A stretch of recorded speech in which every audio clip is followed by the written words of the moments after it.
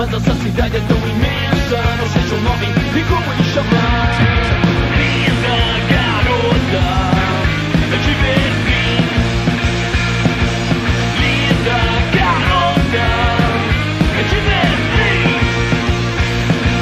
Já desesperado parecia. Bem-vindos a mais um Rede Poderosa de Intrigas. Eu sou Patrícia Quartarolo e estou aqui com Caio Lima.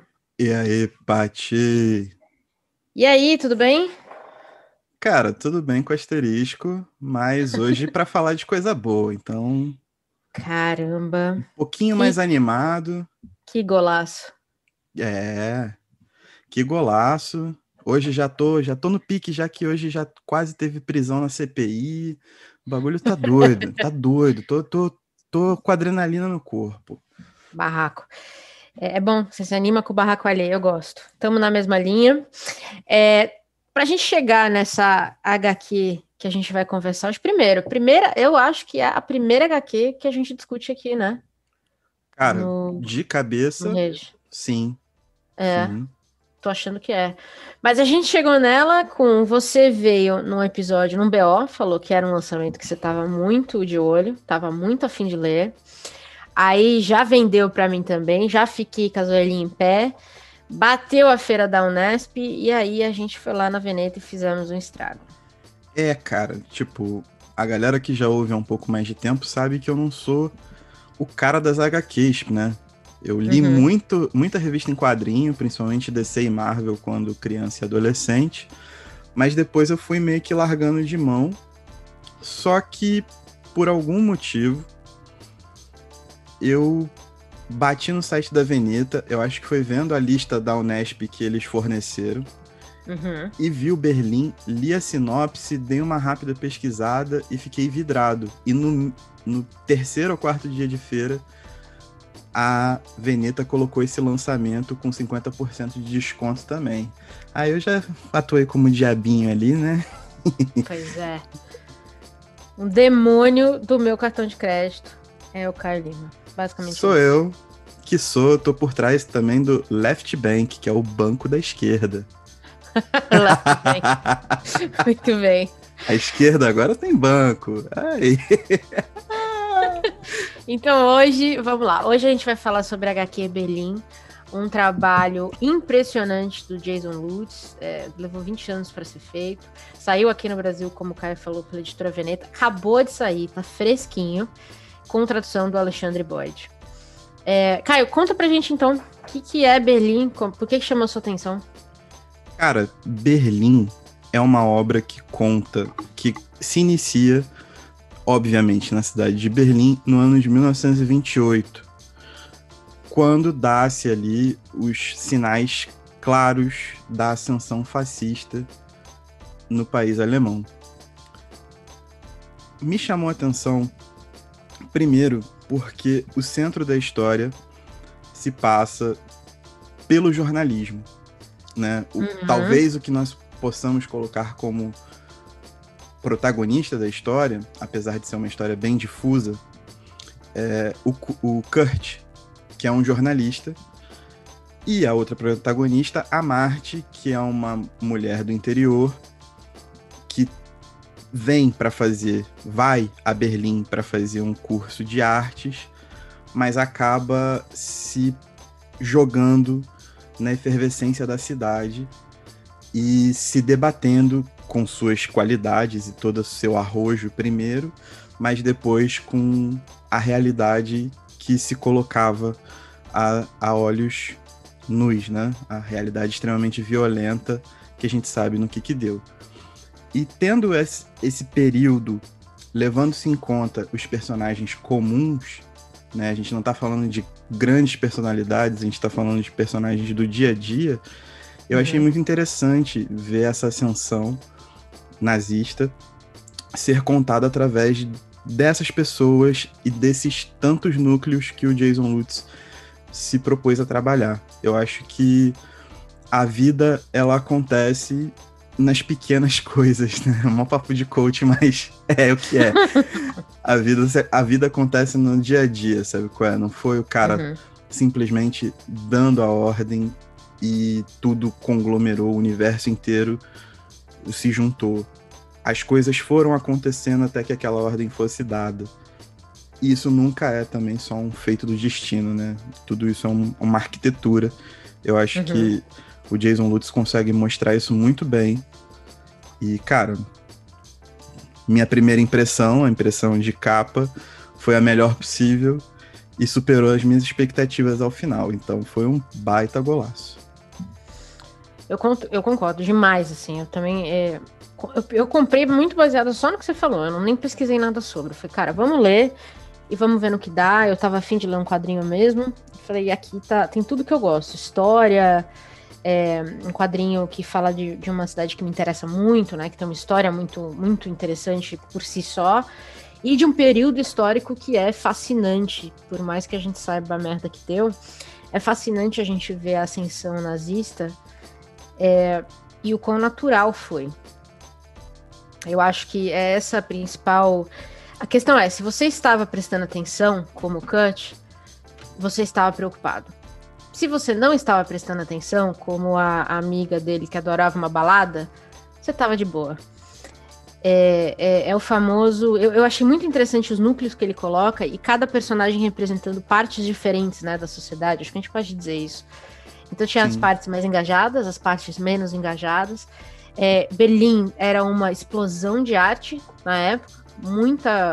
Acho que a Europa, né, vivia uma explosão de arte na época, na década de 20. Então muita arte, muita discussão sobre arte e muitas coisas assim, muitos questionamentos do padrão, né? Acho que até do padrão de gênero e o padrão sexual, que também coloca isso no livro. Ou seja, Berlim era um grande estava em ebulição, vamos dizer assim, em vários sentidos. E com isso, a violência também. Então é como se, de um lado, ela estivesse cada vez mais liberta e democrática, e do outro, cada vez mais violenta e intensa, sendo a base para uma ascensão de algo que ninguém esperava. Faz sentido? É isso?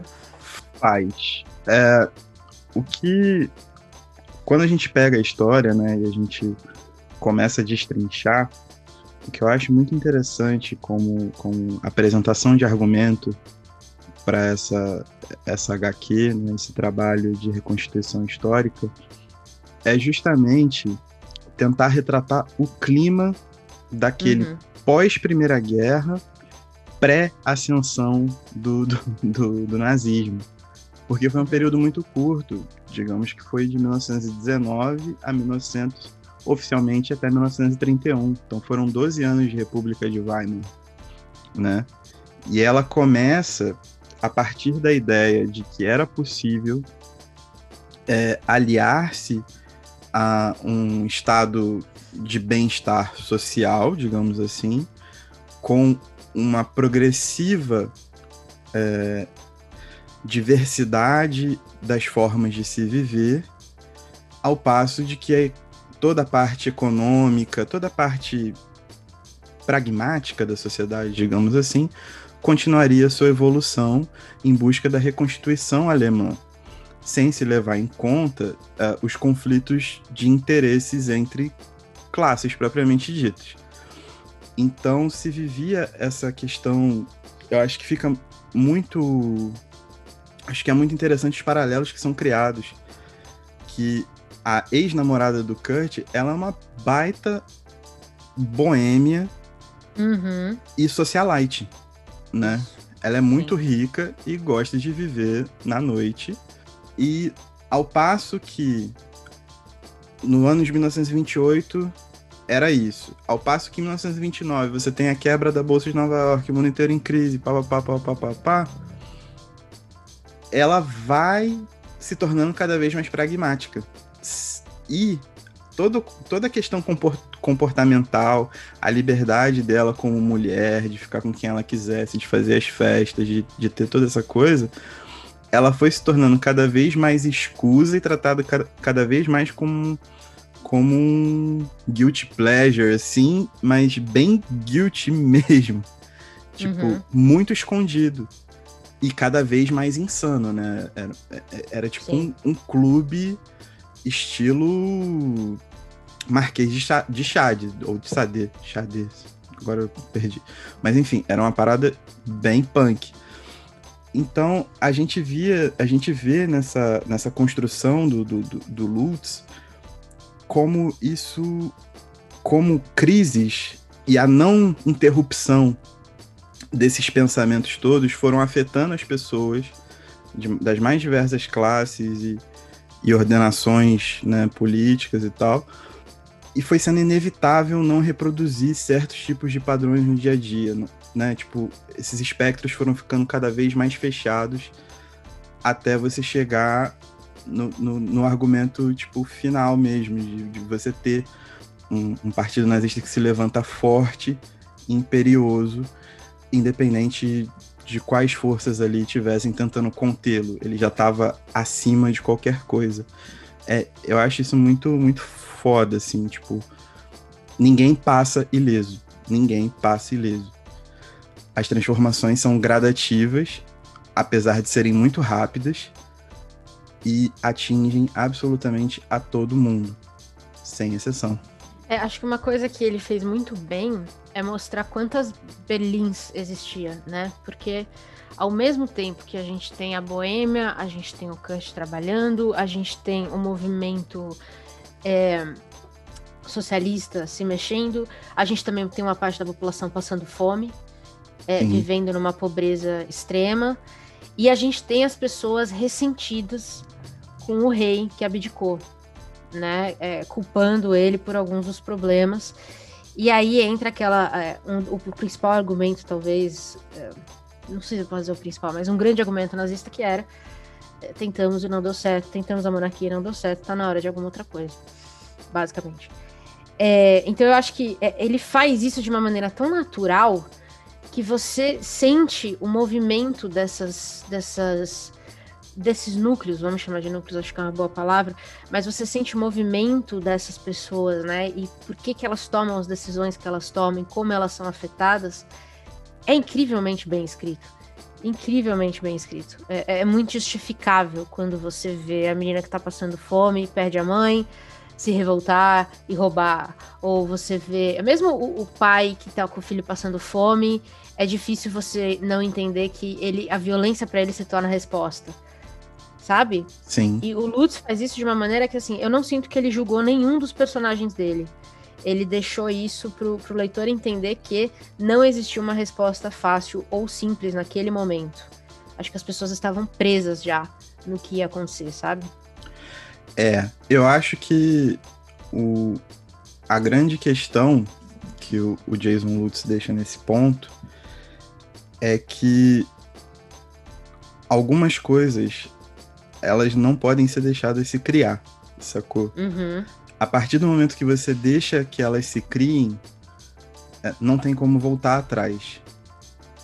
E aí fica muito claro que logo no primeiro volume, né, são 22 capítulos divididos em 3 volumes, e logo no primeiro volume, um social-democrata, que deveria ser uma pessoa, digamos assim, centro-esquerda, ele conta com milícias nazistas para incomodar passeatas de 1º de maio, por exemplo, que é do Dia do Trabalhador, né? Exatamente. Sendo assim, o Partido Comunista, ele era muito grande ainda, porém ele não tinha força revolucionária mais.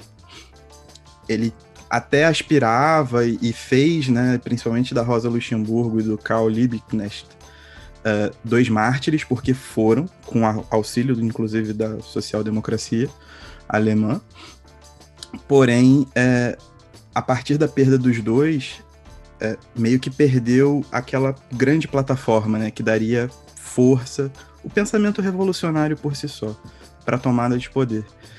Mas eles tinham muita força e incomodavam muito, e a União Soviética estava lá, né, tipo, se reerguendo da guerra civil e da sustentação do poder, e eles achavam que aquele era a maior ameaça à democracia alemã, a República de Weimar. E aí contavam com as recentes milícias nazistas para combater o Partido Comunista. E olha aí no que deu. O fantasma do comunismo ataca novamente. Pois é, e os únicos que combatiam efetivamente os nazistas e informavam continuamente o plano nazista de dominação do poder eram os comunistas, só que a solução comunista, ela é radical, ela é contra todo o sistema social-democrata. E isso o próprio Kurt falava, tipo, ele até no começo faz meio que uma teoria da ferradura ali, que é meio feia, né? Mas ele até fala, tipo, não, mano, tem que ter uma solução melhor do que a violência.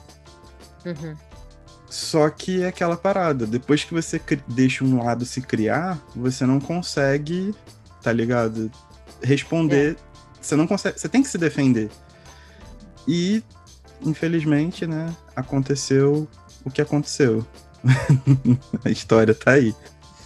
É muito foda que ele levou 20 anos, né, pra fazer esse livro, porque dá pra ver o nível de pesquisa do cara. É um negócio insano. Mesmo a subcultura de Berlim, criar essa subcultura não deve ter sido tão fácil, porque ela foi muito escondida, né? Ele reflete isso no livro também, que era uma subcultura de segredo. É o que você falou, é meio esses clubes, assim, secretos, que você tem que saber a senha pra entrar, essas pataquadas todas, mas que na época era o único jeito de você ser subversivo de certa forma. E ele cria isso de uma maneira que eu fiquei muito impressionada de demonstrar isso e da naturalidade com que, por exemplo, o próprio Kurt aceita algumas coisas, né? Ele que é um cara teoricamente mais velho, ele é um jornalista, ele é um pouco cético, eu acho que de todas as coisas, como eu entendo que talvez ele representasse ali a classe média berlinense, vamos dizer assim. Aquela classe que tá vendo tudo acontecer e fala, puta, eu não sei se isso vai dar alguma coisa, eu não tenho partido, eu sou de meio, eu sou de centro, eu não vou votar em ninguém, vou votar em branco. Tipo, essa galera que tá vendo os dois lados se mexer, mas tá em cima do muro, eu acho que ele é meio isso. E quando ele percebe o que tá acontecendo, é tarde demais. Exato. Ele prima muito pela racionalidade, né? Ele fala isso vários momentos, assim, que deve e tem que existir uma alternativa racional pro caos que estava anunciado. Mas é aquela parada, tipo, as dinâmicas da sociedade não são tão racionais quanto homens pensadores, quanto o Kurt e toda a classe média alemã pensam, sabe? Por mais que ele tentasse primar por uma alternativa e ser esse bastião de uma análise fria da sociedade, digamos assim, né, de uma análise dotada de talvez até imparcialidade, tem hora, tipo, é essa parada, tipo, quem tá se movimentando vai querer... Política é poder, mano. Não tem outro... Tipo, eu vou falar várias paradas aqui, mas política é poder, sacou? Quem tem mais caixinha pra vender vai se manter. E talvez ele tenha demorado muito pra perceber isso, dada aquilo que tinha sido construído no pós-guerra, pós-Primeira Guerra, no caso. Né? Ele viu uma Alemanha eclodir culturalmente, politicamente, economicamente das cinzas. E quando o jornal, né, teve aquele furo de reportagem sobre a Alemanha estar de novo criando uma força aérea, uma força militar, ele ainda achou que dava tempo, mas ali já era demonstração de força, né, mano? Tipo, a Alemanha se militarizando. Eles estavam peitando o acordo. Ali era a maior demonstração de força, na verdade. Exatamente. Ali eles estavam peitando um acordo de Versalhes, se eu não me engano. Então, tipo... Cagaram, já cagaram. Tipo, ali já era a situação chave. Não tinha uma situação chave pra frente. Sacou? É bizarro, tipo, é bizarro. Olhar pra história é muito bizarro.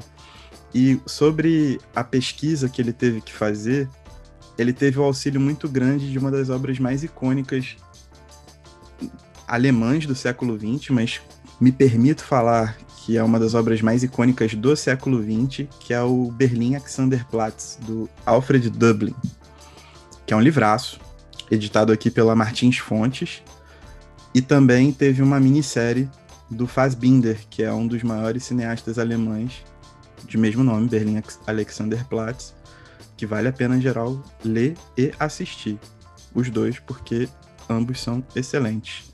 E ali ele pegou vários aspectos dessa vida cotidiana, né? Dessa vida das pessoas comuns. Muito bom. Eu acho que... E eu achei muito interessante a escolha de fazer isso em quadrinho, porque eu sempre falo isso. Eu gosto muito de ler quadrinho, mas eu sempre atrelei quadrinhos a temas mais leves, a um assunto mais bobinho, ai, não sei o quê, ai, Turma da Mônica. E eu gosto muito quando a gente tem um meio diferente de contar uma história tão pesada, porque o quadrinho nos permite algumas coisas que talvez uma prosa não permite, que é quando ele coloca alguns quadrinhos que não tem diálogo nenhum, mas só tem um personagem, um Kurt cabisbaixo andando pela rua, um Kurt olhando uma máquina de escrever do lado de uma arma, que é muito significativo, né? Como você se defende agora? Você vai se defender denunciando ou você vai pegar na arma e vai entrar nessa porradaria? E eu acho que o quadrinho nos permite essas visões, assim, muito poéticas, eu acho. E eu acho que ele usou isso com muita maestria, muita maestria. Tinha momentos que eu tava lendo que eu tinha que dar um minuto. Falar, caramba, cara. Essa mesmo da máquina de escrever e da obra, da arma, eu falei assim, puta que pariu, que escolha difícil para um jornalista vivendo na Berlim daquela época. Não consigo imaginar. E eu achei um trabalho, assim, belíssimo de desenho dele, de traço, fácil de acompanhar, pesado, mas fácil de acompanhar e muito bonito. E eu queria te perguntar aqui o que você achou da arte também. Cara, eu simplesmente achei maravilhoso. Várias páginas eu marquei e, tipo, simplesmente pela beleza dos quadrinhos. Em uma específico, é que eu não tô com o livro aqui pra falar qual página exatamente. Mas é uma sequência de um jazzista tocando clarinete. E a página é só isso. Tipo, o movimento dele tocando clarinete. Que facilmente eu pegaria essas páginas e faria um quadro gigante e botaria na minha sala. Porque realmente, tipo, o nível do trabalho que ele conseguiu realizar é a de eu dançar junto com a página, sacou? Eu olho e Sim. já imagino o ritmo, tipo, e já consigo mimetizar tudo na minha cabeça. Muito fácil. É muito bonito. E o quadrinho todo é assim. Ele consegue, através de um recurso simples e usando só a tinta preta, eu acho que ele não utiliza nem recursos de tons de cinza para fazer as sombras, né? É só, tipo, tinta preta em cima do papel. Ele consegue dar essas expressões e toda essa angústia que exala de tudo que tá acontecendo, da efervescência do momento mesmo. Eu acho que em relação à arte, a gente tem um trabalho, tipo, exímio de não só de pesquisa, mas de sensibilidade. Tipo, eu acho que é isso, né? Tipo, a arte, a gente sempre pensa em como isso toca a gente. E você olhando para os quadrinhos, você consegue sentir. E conforme a história vai sendo narrada, isso vai sendo reforçado através desse impacto visual. Então, você bem falou da imagem da máquina de escrever com o revólver.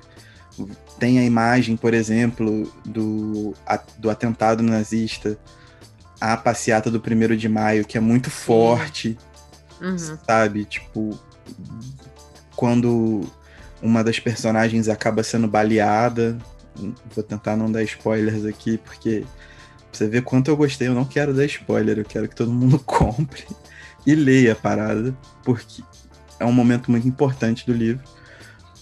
Até planos maiores, assim, quando logo no começo ele mostra a Alexanderplatz, quando se dá aquele discurso enorme que estão combinando a passeata de 1º de maio, e aí você tem aquele panorama e tá o chefe do Partido Comunista Alemão, uma figura de Lenin, uma da Rosa e uma do Karl, sabe qual é? Tipo, todas essas elas exalam, tipo, o momento, assim, elas têm uma força, uma impregnação muito forte, São várias cenas que ficam na minha cabeça, assim, que tem esse poder narrativo. E é o que eu falei, tipo, eu não sou um ávido leitor de quadrinhos, eu não tenho como falar mais tecnicamente, mas é um trabalho muito sensível, é um trabalho muito sensível de verdade. Eu fico pensando assim, ele foi uma extensão muito, muito diferente do que eu esperava, né? Então assim, a gente tem uma personagem que ela é trans, né?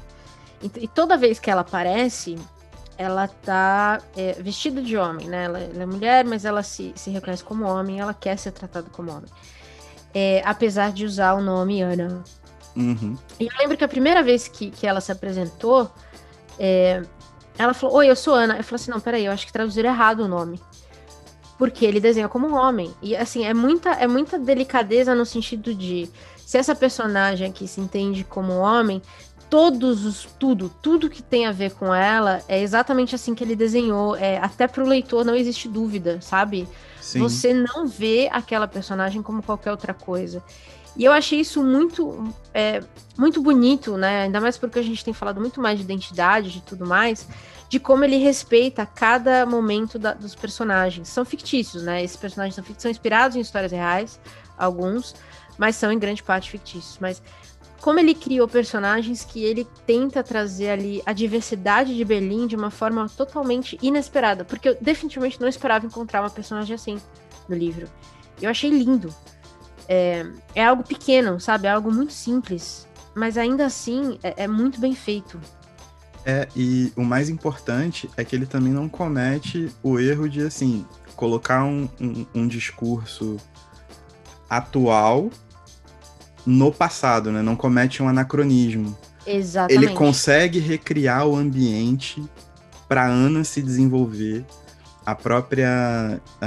as próprias experiências que a Marty tem, porque ela no começo fica com o Kurt, depois ela fica com a Ana, sacou? Eu achei isso um trato muito fino. Muito fino. Concordo. E deu outra cara, né? Porque você tem assuntos que a gente percebe ali que não são novos, tratados com muita leveza e naturalidade. Eu acho que é perfeitamente isso. Eles não estão ali porque é uma cota ou porque ele quer ser politicamente correto. Ele nem tenta, aliás. Eles não têm esse debate não acontece. Sim. Ele não quer ensinar pra gente nada, ele não quer falar nada. Falar, ela existia e é isso que aconteceu, e a gente acompanha toda a trajetória dela, que é muito relevante também pra Berlim daquela época, né? A forma como o outro era tratado, o diferente passou a ser tratado, também diz o que a gente, né, também conta um pouco da história do que a gente do que viria a acontecer, eu acho, naquela época. Então a gente já começa a ver as mudanças da sociedade na aceitação do outro. E a Ana representa isso de uma forma muito bonita. Ainda que, no final, um pouco violento. Sim. E como isso se abriu de uma maneira muito espontânea, né? Muito rápida, na verdade, não espontânea. E se fechou de uma maneira muito rápida, né? Porque em 1928, a Ana e a Marty ali vão se conhecendo e tem todas aquelas discussões sobre arte, etc. Mas já em 1930, elas ainda estão curtindo a onda delas, porém, no subsolo do subsolo, com uma cultura extremamente marginalizada. Então, tipo, em 2 anos, a parada mudou de figura de uma maneira assustadora, vertiginosa, saca? Tem um livro muito bom que saiu pela editora 34 que também fala sobre isso e pode ajudar, né, tipo, a também entender o contexto, que é O Templo, do Stephen Spender. Muito bom, recomendo demais. É um livraço. E trata sobre a mesma época, o mesmo período de tempo e conta sobre esse tipo de situação. Mas a questão toda é que, tipo, isso também faz parte de um movimento social que foi subjugado pela força nazista, né? Pela força conservadora, pela força exclusivista que se colocava, né? Tipo, qualquer tipo de diversidade sexual ali era inibida pelas milícias nazistas que logo ascendiam ao poder. Então, é importante, faz parte. A gente tendeu, pelo menos durante um tempo, a ter só essa visão histórica do poder político como essa coisa de engravatados tomando decisões e joguinho de guerra. E, na verdade, não, né? Tipo, a vida é política. Nossas escolhas diárias são políticas, né? E acho que é por isso que eu acho que é importante ele ter trazido essa representatividade, porque a gente começa a ver uma decaída, ou talvez um reforço do conservadorismo nazista, quando a sociedade começa a rechaçar a Ana, o diferente, que é quando elas tem uma cena muito clara, que elas estão, acho que num bonde, e uma mãe de família que tá com a criança do lado fala assim, nossa, mas é um homem ou uma mulher? É ali que você começa a ver que as coisas vão degringolar, que é quando o que é que elas não consigam explicar com clareza, começa a ser questionado. E aí, a partir do momento que a diversidade começa a morrer, o outro também, né? O outro morre e vai sobrar o quê? Um tipo só de pessoas, que é o ariano, que a gente sabe que é. Exatamente. E como isso confunde as próprias relações que a gente tem com o outro, né? Porque quando a Marty tá com a Ana e numa recaída ali, ela vai e fica com o Kurt de novo, foi justamente quando a Ana tava sofrendo essas violências. Então, tipo... Exatamente. Às vezes, foi uma questão só de sentimento da Marty. Mas a falta de empatia dela naquele momento, sabe qual é? Como é que isso paira na cabeça de uma pessoa que sofre violência? É doido, tipo, é complicado. São situações, são dinâmicas do dia a dia, de relações interpessoais, que elas determinam muita coisa, na verdade. Muita coisa de verdade. Eu acho que o Lutz faz muito bem é mostrar que a gente, às vezes, se você tá dentro de uma situação, você não vê a sutileza da mudança desse equilíbrio do poder. Você perde, porque de fato, a gente vê, né? Se você dependendo se você tá no meio da conversa, então os socialistas viram o crescimento nazista através dessa violência. Mas a Ana viu isso com muita sutileza no começo. E até chegar na violência. E passou despercebido em algumas horas. E a Marty não viu nada disso. Porque ela não era afetada em nenhum momento. Ela era uma ariana. Então, quando a violência chega nela, eu acho que ela nem sabe lidar com isso. Ou chega perto dela, né? Porque não chega nela, chega na Ana. Ela não sabe lidar com isso. E quem tá vendo isso, que é o Kurt, entra em parafuso. Né, cara? Tipo, a Marty, na verdade... ela é influenciada por aquele grupo que tá com ela, primeiro dos artistas ali, de que essa mesma racionalidade deveria ser empregada, né? Existia uma espécie de um consenso, de uma intelectualidade que aflorava, de que ela seria suficiente para reger as relações de força da própria sociedade berlinense e, né, no macro alemã.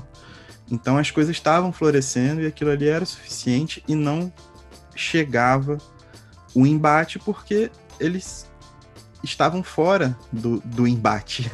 Eles se colocavam a par desse embate.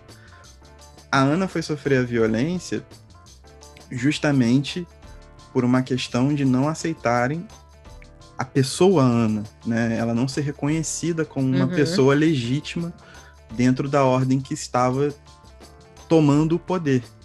Por isso que ela demorou a sofrer essa violência. Ela não foi colocada como inimiga até o ponto de ascensão, de predomínio, de hegemonia a partir da força.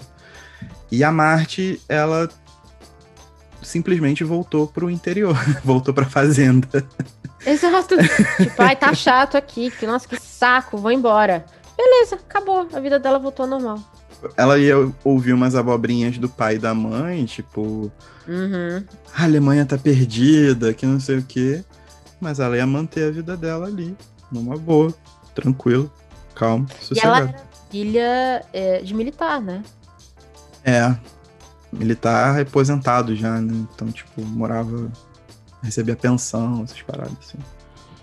Pois é, um militar que lutou na Primeira Guerra e era tido como um homem cruel. A gente tem uma experiência...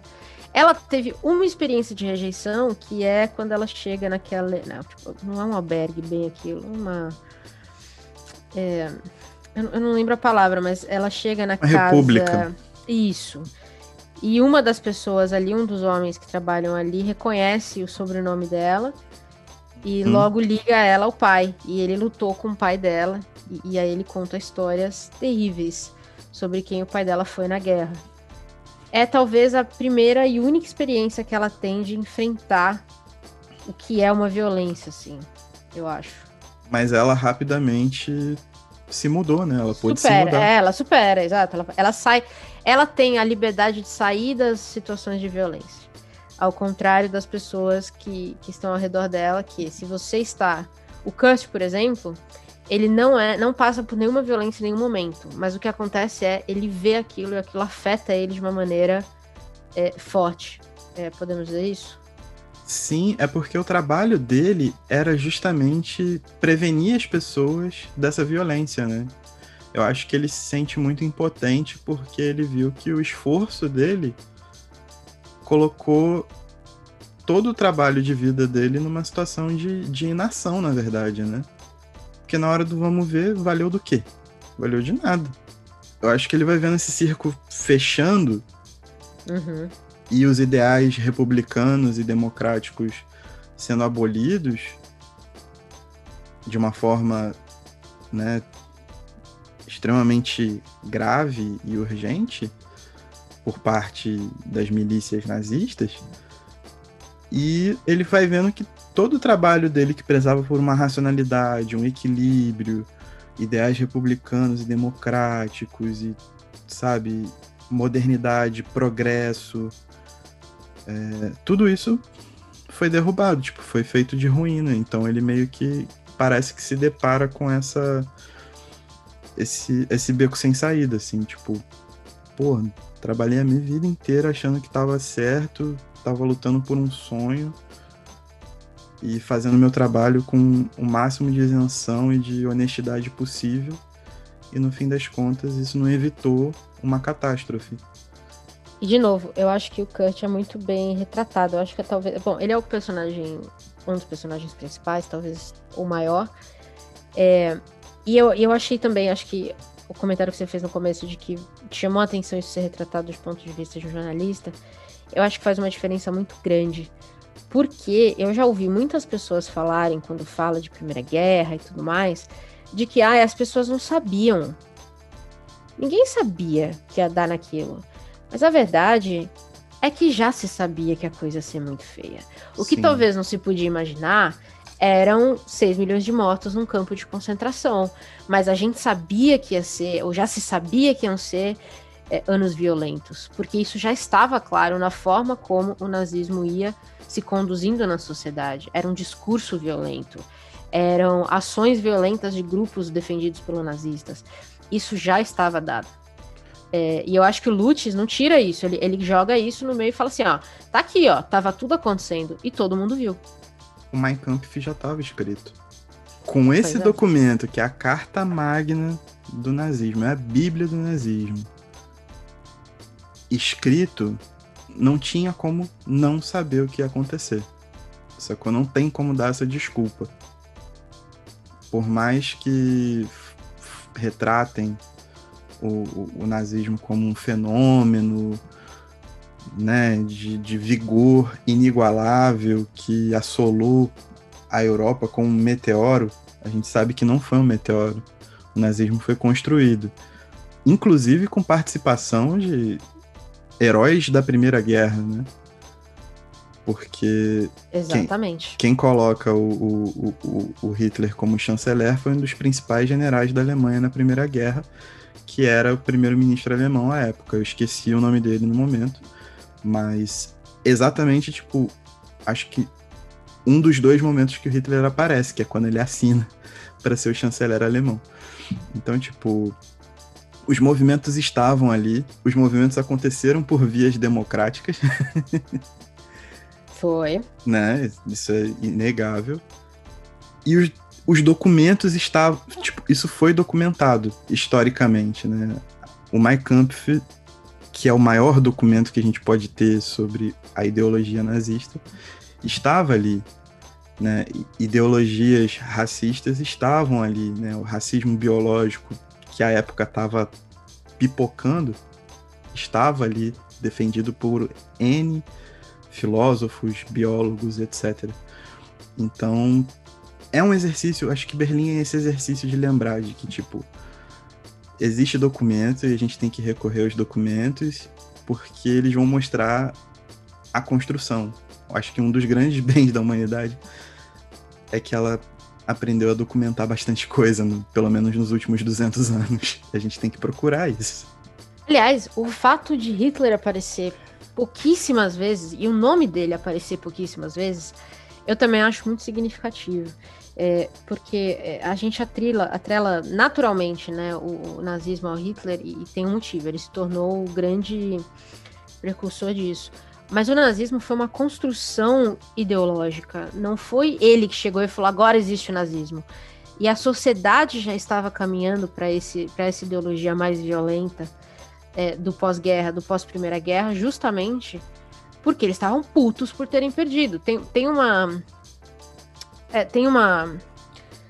conversa histórica aí entre as duas guerras muito claras, que é exatamente isso. É como a Alemanha perdeu a primeira e tenta se reconstruir, não só militarmente e economicamente, mas construir essa coisa que muita gente chamava de orgulho alemão, que foi destruído, foi despedaçado. Sim. As guerras se conversam.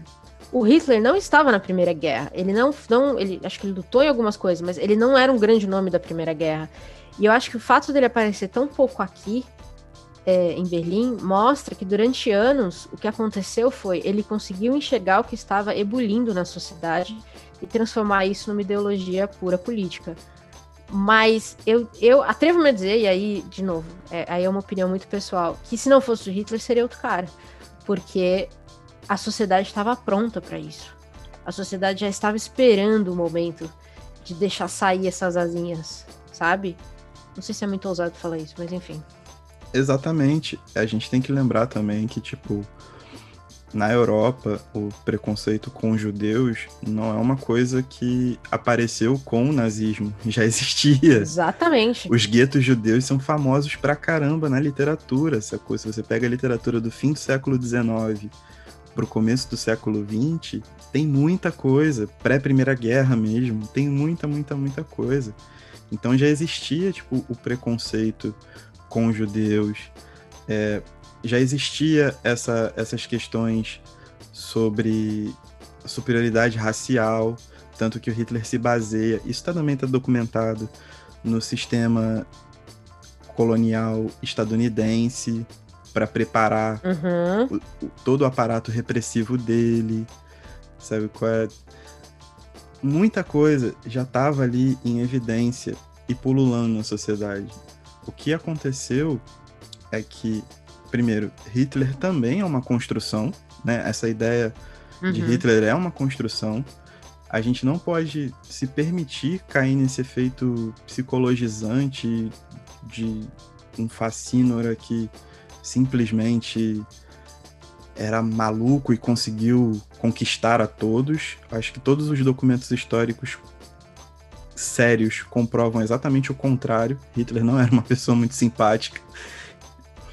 Pois é. Nem muito inteligente, nem muito arguta na argumentação, mas ele tinha todo um esquema muito grande, preparado, e ele conseguiu, junto a todo o comitê, né, que sempre apoiou, um aparato que conseguiu conquistar massas.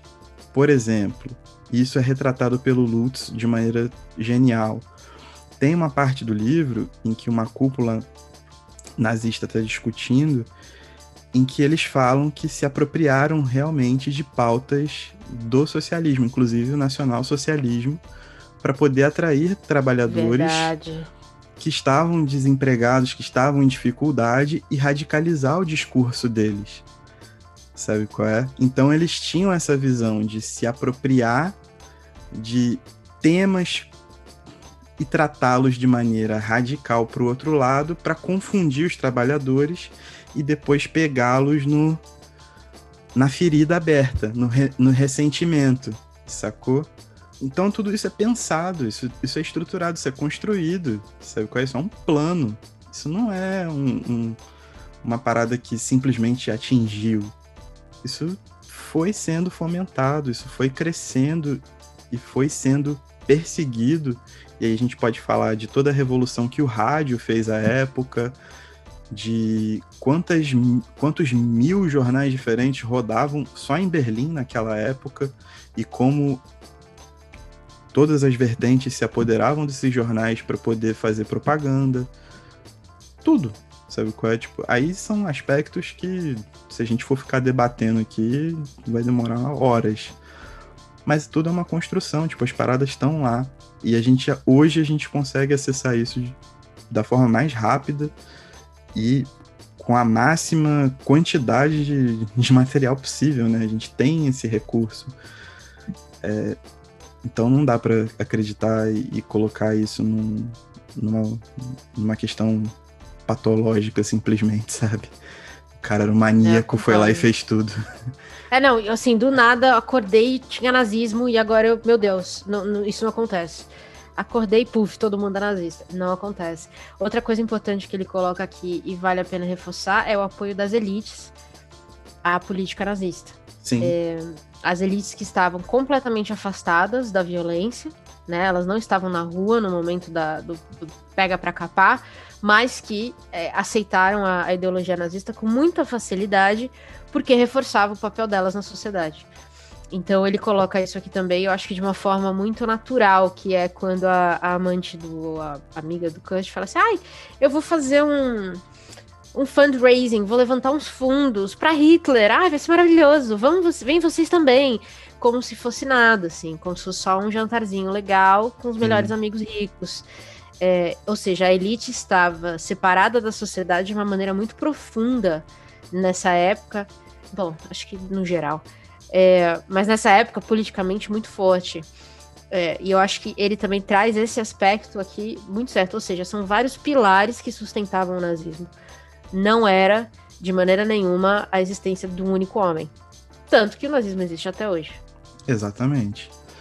E isso é muito maneiro de pensar, a questão das elites, porque boa parte do argumento para as elites que estavam fora de Berlim era a questão da degeneração, né? Então tem toda a questão da Ana, principalmente, e a questão da sexualidade, como também tem a questão da banda de jazz que vai tocar e sofre muito, né, na mão dos alemães ali, apesar de botar todo mundo para dançar, né? Porque ninguém resiste a um bom jazz.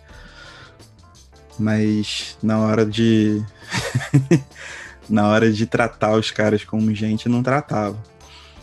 E para quem estava nesse centro, existe uma questão também de uma afirmação de superioridade que ela é hipercientífica, né, cara? Eu acho que isso é uma parada muito importante da gente discutir, de que essa superioridade ela se justifica por meios científicos. Não é que essa galera toda que faz todo esse auê seja negacionista ou não aceite ouvir a ciência. Eles ouvem a ciência, só que a ciência também é um instrumento político. Então tem muito esse rolê de superioridade e da degeneração e da perda dos valores, da grandeza alemã, da grandeza ariana, que são retratados num trato científico, biologizante, muito profundo. E o Lutz bota isso de uma maneira muito sutil. E é bem interessante porque a gente cai muito fácil na questão de que os outros são os burros, né? Mas na verdade a gente é que tá caindo num terreno que a gente acha que é neutro e na verdade não é nada neutro. É verdade mesmo. Ele conta, né, das pessoas a classe média que ouvia o rádio e aí começava a repetir os discursos, né? Sim. Então tem um casal que tá ouvindo rádio e aí a moça, acho que ela ia, eu não sei se ela ia votar ou se ela ia numa reunião socialista, e o marido falou assim, você não vai a lugar nenhum, porque tá cheio de judeu, e eles roubaram todo o nosso dinheiro. Ou seja, do nada o discurso começou a ressoar com essas pessoas e elas começaram... Porque é isso que vira ideologia, né? Quando você explica algo para a maioria das pessoas, elas aceitam isso como uma verdade pura e simples. E normalmente uma ideologia que pega como o nazismo, ela é extremamente simplista. A ideologia nazista é, os outros são um problema. E é tudo merda. E Sim. tem que sumir. Ponto. O discurso, né? Tipo, judeus têm chifres, porque eles são demônios. É verdade. Até as crianças, né? Muito simples, assim. E falavam com uma naturalidade. E isso pega a parte religiosa, obviamente, né? É um atentado antissemita, mas também pega uma parte biologizante. Ele está conferindo diferenciações claras entre um alemão natural e um judeu, sacou? O que o nazismo fez com as experiências do Mengele, por exemplo, é um fator biologizante. Tipo, tinha ciência ali, justificado pela ciência, todas aquelas atrocidades que, né, cientificamente não se justificam, mas no contexto do poder nazista naquela sociedade se justificavam. É complicado, mano. A dinâmica de uma sociedade é muito complicada. Não existe, não é uma coisa branco e preto, assim, não existe isso. Eu acho que e eu acho que é isso mais bonito dessa HQ, é que ele mostra que é tudo, a gente vive em grandes tons de cinza, assim, um pouquinho mais, um pouquinho menos, mas nada é muito claro. Tudo tem por trás algum poder de discurso que tá dominando aquela conversa, aquela narrativa. E cabe a nós questionar isso, imagino, e não aceitar as coisas ao valor do que sai da boca de uma pessoa, sabe? E isso vale, eu diria, pra todo lado, sabe? Sim, claro. E aí ele mostra o que acontece quando a sociedade aceita as verdades que venciam como se fossem as verdades puras e simples, assim. As explicações extremamente simplistas que se dava para os problemas que a Alemanha enfrentava. Porque é engraçado, né? Em nenhum momento você vê os alemães falando assim, cara, puta merda, a gente tá aqui na merda. O que a gente fez aí, essa guerra toda aí, agora perdemos a guerra, mas precisava ter ido pra guerra. Será que era importante ir pra guerra? Será que justificava ir pra guerra? Não existe o questionamento dos atos que causaram a situação, sabe? Você perde essa questão quase de causa e resultado, assim, ou... Não é isso que eu quero dizer, não é causa e resultado. De situação e causa, né? Então, o que era e o que causou, sabe? Sim. Eu esqueci o termo, tem um termo pra isso. Causa e efeito, oh meu Deus! Você perde a relação de causa e efeito se você esquece esses pontos que são tão cruciais. Então, você não consegue analisar a Segunda Guerra sem analisar a Primeira e sem analisar esse entre guerras. Exatamente. Porque é isso que vai explicar tudo. Então, não adianta só falar assim, porque a Alemanha acordou no dia, sei lá, em 39 e falou, puta, vamos invadir a Polônia? Não, isso tava desde 1914. Você vai pra entender isso. Você tem que voltar até lá o começo, talvez até antes. Porque a história não é uma coisa escrita com ponto final, né? Cara. As questões territoriais nessa parte, na Europa como um todo, né? Mas principalmente nessa parte alemã, elas são muito complicadas. A Alemanha, como a gente conhece geograficamente, tá formada, eu acho que agora, há 150 anos só. Sabe qual é? Se você for pegar toda essa história europeia, existem conflitos ali ancestrais e existe uma passagem contínua de pessoas, de gerações para gerações, que vão sustentando preconceitos e transformações e tudo mais, sacou? E isso, em algum momento, vai desembocar em alguma coisa. Sabe? Muitas das vezes, para a história alemã, infelizmente, desembocou em várias furadas e atrocidades. Mas estamos aí, né? Tipo, a vida vai sendo construída e... Tamo aí. Vida que segue. Né? A gente luta contra as forças do mal e musiquinha do Power Rangers. Mas, é o que nos resta. É o que nos resta. Muito bom. Eu acho que assim, pra mim, eu acho que assim, é um catatauzinho. Berlim tem que quase 600 páginas, 580 e pouco. Mas é um catatauzinho que dá pra devorar. E sendo muito sincera, talvez é uma das HQs, das melhores HQs que eu já li nos últimos tempos. E se você está se questionando se vale a pena ler, você que nos ouve, eu já digo agora um ressoante sim. Vale a pena demais. Puta trabalho que a Veneta trouxe pro Brasil. A edição em si tá belíssima, belíssima, belíssima. Capa dura, um negócio maravilhoso. Aqueles que você deixar para os amigos ver quando chegar em casa. Aí te pede emprestado, você fala que não. Mas olha, lindo. Lindo mesmo. Acho que é isso, né, Caio? Leia Berlim. Sim, uma capa dura que não atrapalha a leitura, inclusive, hein? O que é muito raro. Verdade, não é desconfortável. Que eu sou profundamente contra capas duras, mas Odeio. dessa eu gostei. Nossa, odeio demais, mas realmente é muito confortável essa daqui. Meu prazer é Não sei o que é quebrar a diferente lombada. nela. Eu tenho então, isso. Meu guilty pleasure é quebrar a lombada. Essa é a minha vibe, sacou? Mas essa capa dura da Veneta tá muito boa. E uma coisa que eu gostaria de ressaltar, na verdade, é em relação à editora Veneta, que é uma editora que está no mercado há uma cota e sempre se posicionou de maneira muito enfática. A publicação de Berlim reforça isso, mas não só. Eles têm uma linha editorial muito bem definida.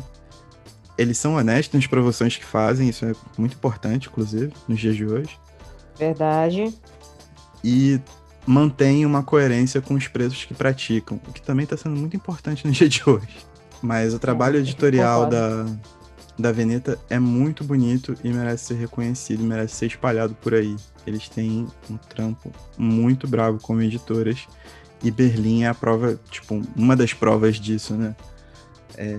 Baita acerto da Veneta, livraço, leiam. Demais.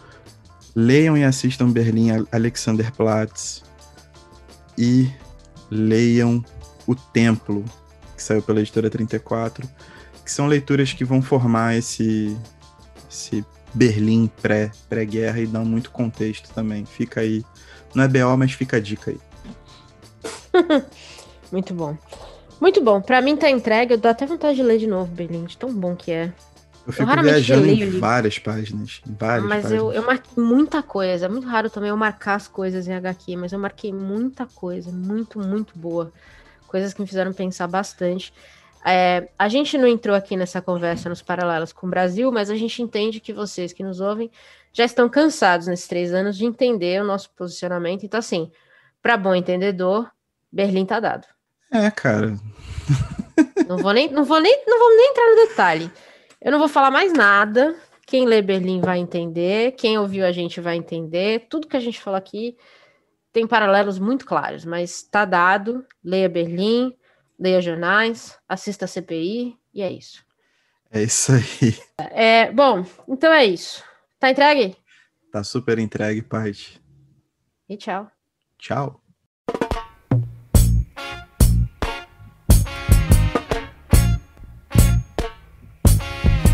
Until the philosophy which old one race superior and another inferior is finally and permanently discredited and abandoned. Everywhere is war. It's a war that until they're no longer first class and second class citizens of any nation, until the color of a man's skin is of no more significance than the color of his eyes. It's a war that until the basic human rights are equally guaranteed to all without regard to race. And it's a war that until that day, the dream of lasting peace, world citizenship, rule of international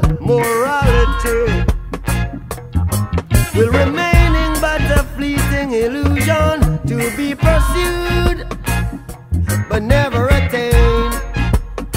Now everywhere is war, war,